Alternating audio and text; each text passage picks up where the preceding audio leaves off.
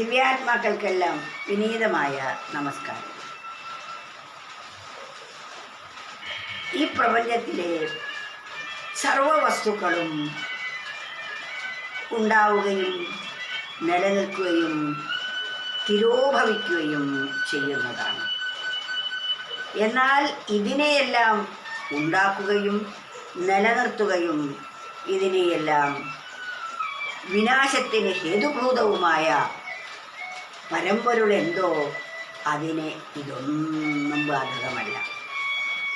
ഇതെല്ലാം തന്നെ കാലത്താൽ ഉണ്ടാവുകയും കാലത്താൽ നിലനിൽക്കുകയും കാലത്താൽ നശിക്കുകയും ചെയ്യും. എന്നാൽ ഇതുണ്ടാക്കുന്ന ശക്തി ഏതോ അതിനെ കാലം സ്പർശിക്കുകയേ ഇല്ല. ഉണ്ടായതെല്ലാം ഇല്ലാതെയാക്കുന്ന കാലത്തിന് ഈശനെ സ്പർശിക്കാനാകില്ല.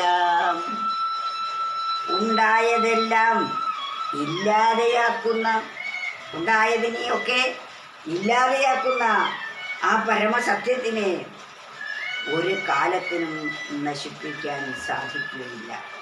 കാലത്താൽ അത് നാശത്തിന് വിധേയവും അല്ല.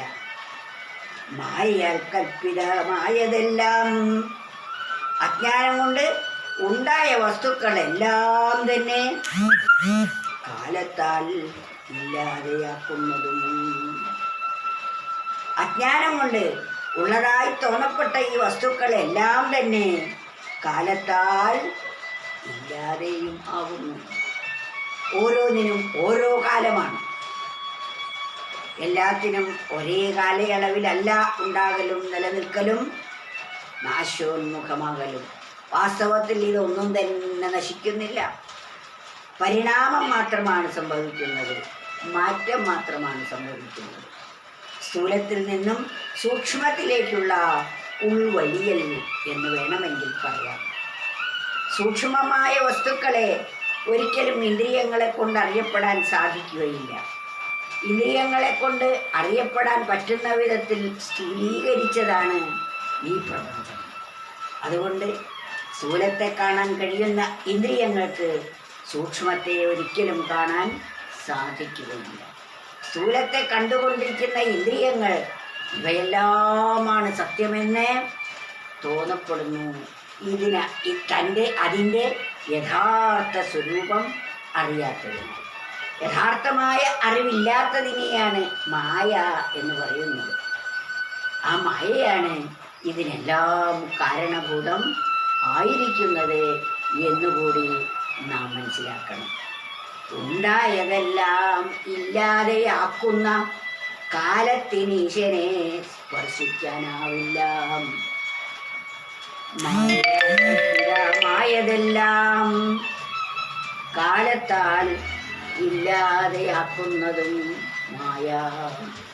മായ എന്നാൽ അജ്ഞാനം എന്നാണ്. അജ്ഞാനം എന്നാൽ ആത്മാവിനെ കുറിച്ചുള്ള അറിവില്ലായ്മ. ആത്മജ്ഞാനം ഇല്ലാത്തതാണ് മായ എന്ന് പറയുന്നത്. അതിനെ ഇരുട്ട് എന്ന് പറയുന്നു.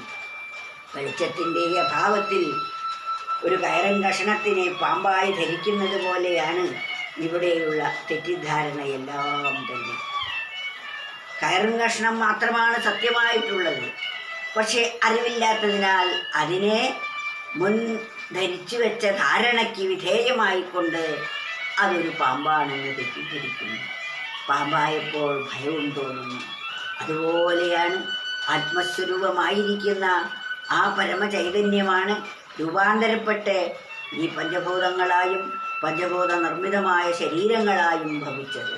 അങ്ങനെയുള്ള ശരീരത്തെ ഞാനായിക്കൊണ്ട് തെറ്റിദ്ധരിക്കുന്നു. ഇതിലെ അന്തര്യാമിയായിരിക്കുന്ന ഭഗവാൻ ഈ ശരീരമാകുന്ന ഉപാധിയിൽ കയറിയപ്പോൾ ബന്ധനസ്ഥനായി സ്വന്തം സ്വരൂപം മറക്കുകയും ചെയ്തു. സർവജ്ഞനായ ഈശ്വരൻ സർവബന്ധിതനായി സർവസ്വതന്ത്രനായ സർവവ്യാപിയായിരിക്കുന്ന സർവശക്തനായിരിക്കുന്ന സർവേശ്വരനാണ് ഈ ദേഹമാകുന്ന ഉപാധിയിൽ കുടുങ്ങിക്കിടക്കുന്നത്. ഈ സത്യാവസ്ഥ അറിയാൻ കഴിയുന്നുമില്ല. ഇത് ബോധിക്കലാണ് മോക്ഷം എന്ന് പറയുന്നത്. പരിപൂർണ സ്വതന്ത്രമായ അവസ്ഥയെ പ്രാപിക്കുമ്പോൾ നാം സ്വതന്ത്രരും ആനന്ദവാന്മാരും പരിപൂർണരും സംതൃപ്തരുമായി ഭവിക്കുന്നു.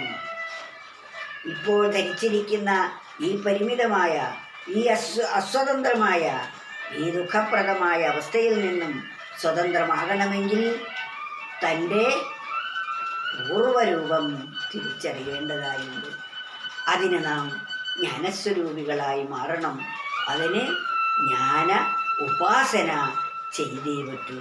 അതിനാണ് ഭക്തിയും നിഷ്കാമ കർമ്മവുമെല്ലാം അതിലേക്ക് നമ്മെ നയിക്കുന്ന ഉപാധികൾ മാത്രമാണ്.